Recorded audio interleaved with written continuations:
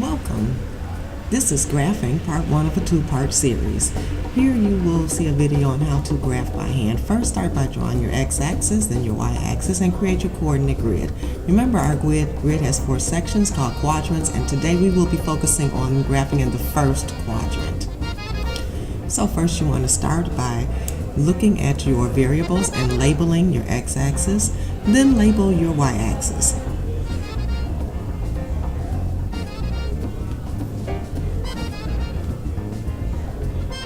Once your labels are in place, look at your data.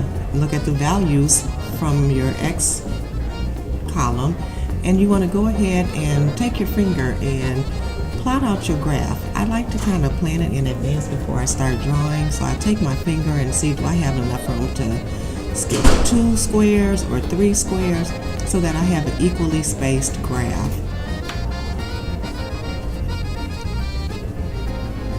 Uh-oh, looks like I didn't plan it correctly, so I'm going to take the time and clean it up now, go back and erase, and just do it again.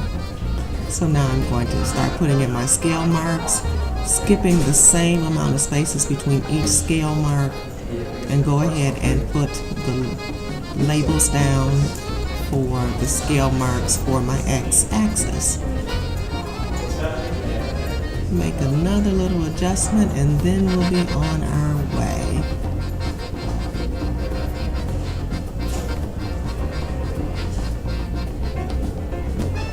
Now look at your data. Look at your second column. These values you'll use to determine the intervals or the scale for your y-axis. I'm going to go by tens, or label every 10. So again, I'm going to use my finger, plot out my graph on my paper before I actually start. Go ahead and put in my scale marks and my intervals.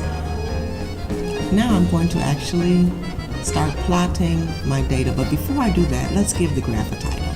Now, this is like television. In real life, you may wait to the end to come up with your title, and that's perfectly fine too. Since I've already got this planned, I put my title on now. Now I'm going to plot my first point. Well, when time was 0, the number of jumping jacks was 0, so my first point went at 0, 0. Now looking at my time and jumping jack data, I'm going to go over on time to 10 seconds, go up on the jumping jack, and put my second point there.